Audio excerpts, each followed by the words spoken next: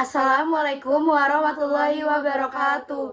Perkenalkan, nama saya Sifarama Maudi dengan NIM 63231489.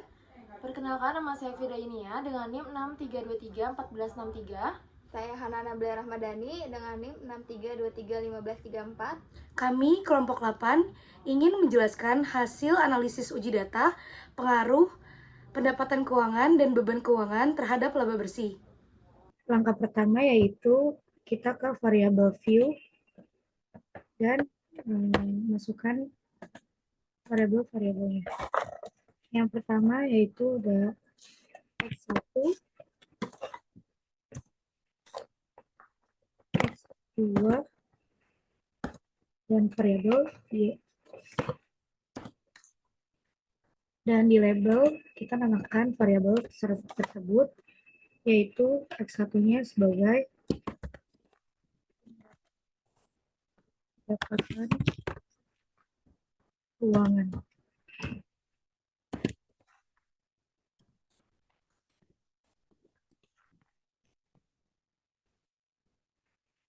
Itu X1 dan X2-nya ada beban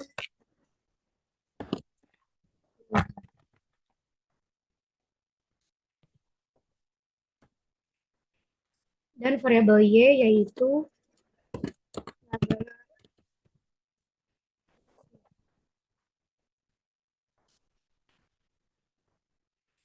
lalu ya di measure-nya unknown-nya diganti menjadi scale tiga-tiganya.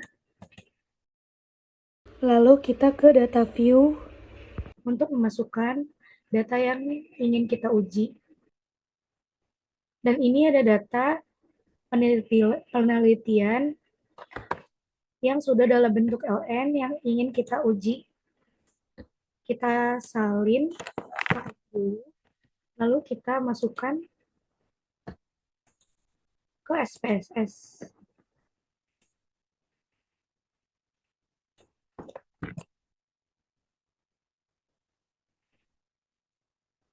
Lalu yang pertama ada uji normalitas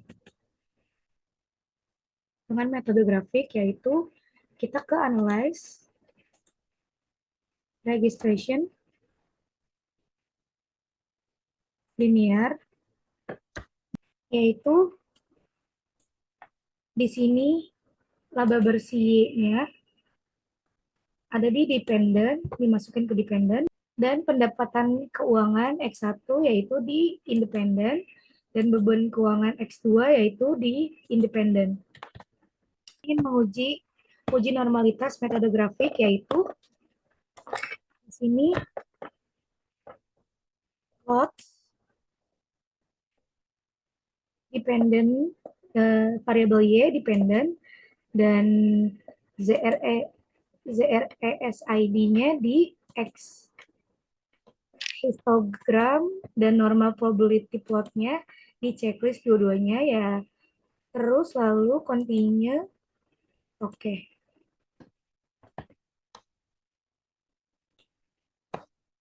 Kita bisa dilihat di grafik registration standar residualnya. Tampilan histogram kurva, dependent, dan registration standar residualnya berbentuk lonceng. Dan nilai PP plot of registration standardized residualnya, titik-titiknya menyebar di sekitar garis diagonal. Lalu selanjutnya kita masih uji normalitas, yaitu metode Kolmogorov-Smirnov. Yaitu yang pertama-tama, kita ke analyze, registration, linear, dan yaitu ke save, dan kita checklist ke standar result-nya, yaitu continue, habis itu oke. Lalu muncul ada ZRE underscore satunya. Selanjutnya kita ke analyze lagi, ke non-parametric tick test, dan habis itu ke legacy dialogs, dan ke one sample QS. Yang standar residualnya taruh ke test variable list. Lalu oke.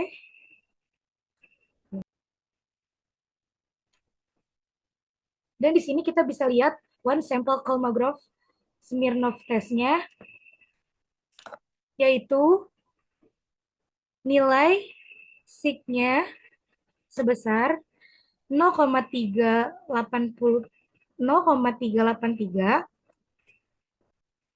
memiliki nilai lebih besar dari 0,05, menunjukkan data normal. Selanjutnya kita akan menguji multikolineritas. Yang pertama yaitu ke registration.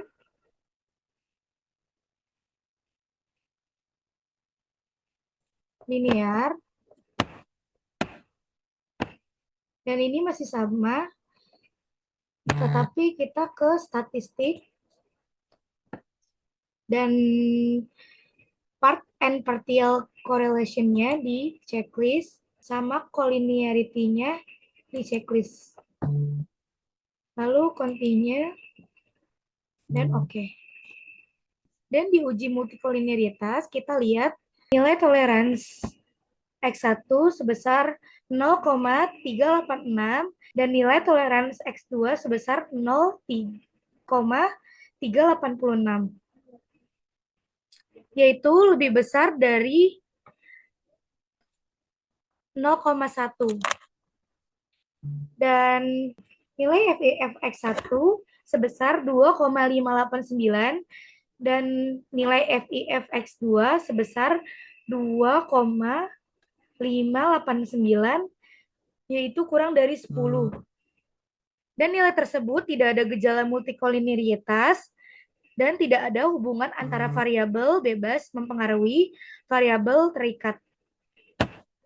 Selanjutnya, saya akan menjelaskan tentang uji heteroskedasitas pada menggunakan SPSS. Kita masih pakai data yang sebelumnya. Selanjutnya, pada metode grafik, pada uji heteroskedasitas, sama analyze, regression, linear, lalu X1-nya dipindahkan ke independen, dan X2 ke independen, dan pada variabel Y ke dependen. Lalu plot dan SRSID-nya dipindahkan ke Y dan ZPRED-nya dipindahkan ke X. Lalu kita continue dan oke.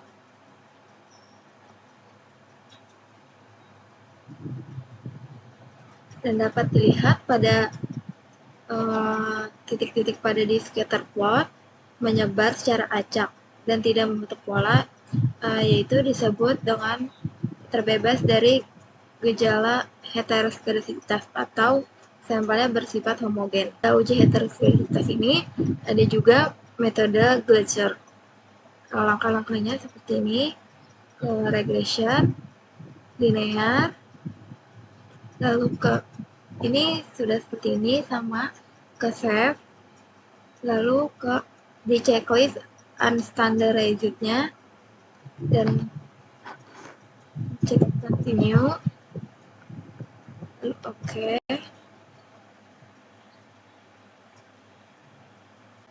Dan sudah muncul lagi ref underscore satunya. Kita lanjut lagi ke transform compute variable, dan target di kolom target variable kita ketik abrasive, jadi numeric expression-nya ditulis ABS tanda kurung, dan unrestricted ini dipindahkan ke numeric ini, kita ABS, oke.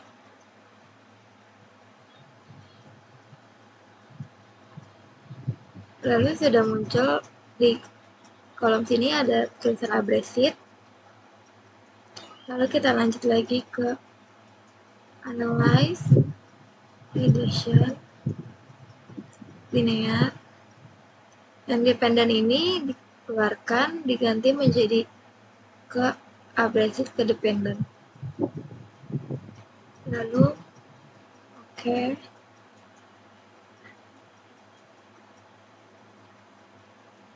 Dan dilihat di bagian koefisien di kolom signifikan 0,477 pada X1 dan X2-nya 0,440, yang berarti kedua variabel memiliki sig lebih besar dari 0,05, sehingga dapat disimpulkan bahwa tidak ada gejala heteroskedasitas atau sampel penelitian bersifat homogen. Dan selanjutnya saya akan menjelaskan pada uji autokorelasi, yaitu pertama ke analyze, regression, ke linear. Independen ini dikeluarkan, diganti menjadi variabel Y, dan ke statistik. Lalu yang Darwin-Watson ini di checklist dan continue. Lalu oke. Pada kolom model summary ini dapat dilihat yaitu 1,701.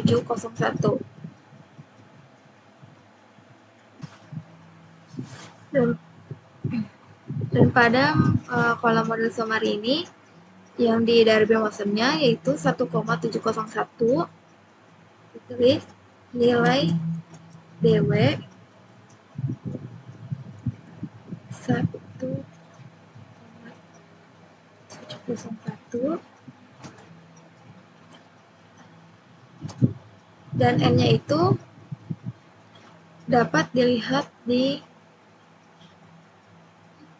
sini yaitu ada 10 dan N-nya yaitu 10 dan K-nya itu adalah variabel. Itu dua variabel, yaitu kita lihat di DL-nya dan pada nilai DU. Dapat dilihat pada tabel. Dan pada tabel ini yang baris ke-10 yaitu variabel 2 DL-nya 0,6972 dan DU-nya 16413.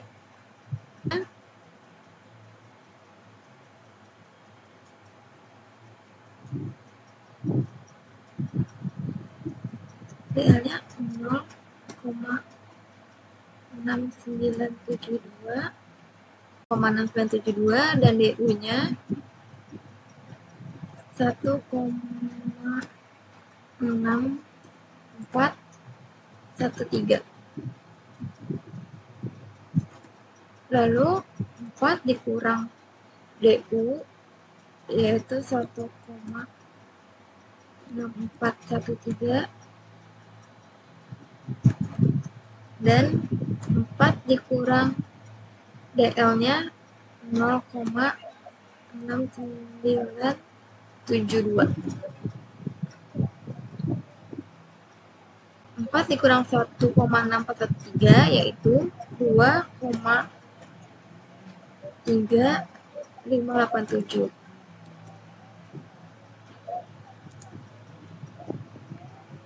4 dikurang 0,972 yaitu 3,3028. Dan ini nilai DUDL dan ini nilai 4 dikurang DUDL. Jadi ini gambarnya seperti ini. DL-nya 0,6972 dan DU 1,6413. Dan 4 dikurang 4DU 2,3587 dan 4 dikurang DL 3,3028 dan DW-nya 1,701. Dan berdasarkan grafik ini, nilai DW di antara nilai DU dan 4 dikurang DU menunjukkan tidak ada gejala autokorelasi, dan artinya bahwa data yang digunakan terbebas dari gangguan gejala periode sebelumnya. Lalu kita memasuki pengujian hipotesis, ada uji T dan uji F, lalu ada uji determinasi.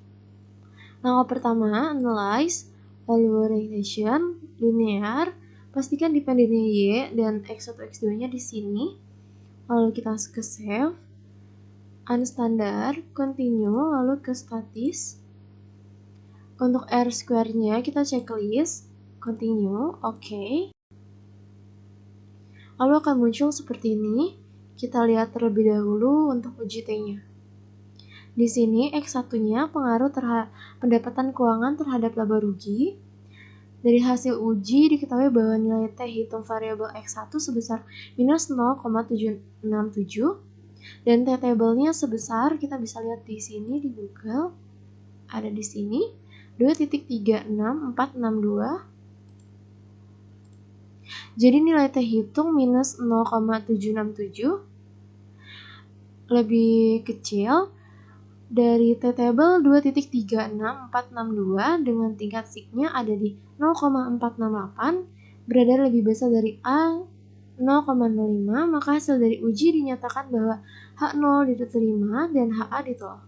Yang artinya bahwa variabel pendapatan keuangan tidak berpengaruh secara parsial terhadap laba ruginya. Lalu di sini ada X2, pengaruh beban keuangan terhadap laba rugi. Dari hasil uji diketahui bahwa nilai T hitung variabel X2-nya ada di 4,183 dan nilai T-table-nya masih sama di 2.36462. Jadi nilai T hitung 4,183 lebih besar dari T-table 2.36462 dengan tingkat sigma 0,004 kurang dari A 0,05. Maka hasil dari uji ini dinyatakan bahwa H0 ditolak dan HA diterima.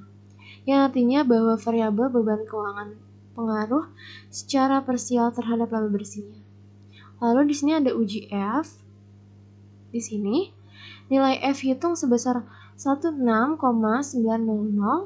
dan F table-nya sebesar, kita bisa lihat juga nih di Google, ada di sini 4.74. Jadi nilai F hitung 16,900 lebih besar dari F table-nya di 4.74 dengan tingkat sigma kurang dari 0,002, berada kurang dari A 0,05. Sehingga hasil dari pengujian F simultan ini dapat dikatakan bahwa pendapatan keuangan dan beban keuangan berpengaruh secara simultan terhadap laba bersihnya.